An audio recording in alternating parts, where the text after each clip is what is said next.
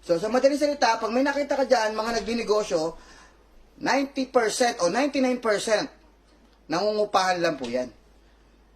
Nagbabayad po yan buwan-buwan ng renta.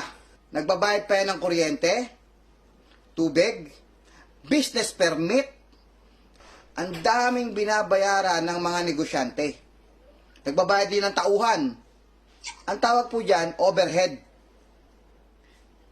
You need to spend money to make money.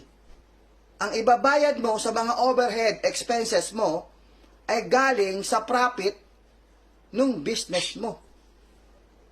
Sa empleyado naman tayo, kinakaltasan ka ng SSS tsaka Pag-ibig. Lahat po yan, pamasahe, pagkain, ang tawag dyan, overhead expenses. Sa Live Good, hindi ka kikita rito once hindi ka nagsasubscribe. Pag hindi ka nagsasubscribe, hindi ka na part ng program. Kasi subscription company tayo na nilagyan ng ways to earn.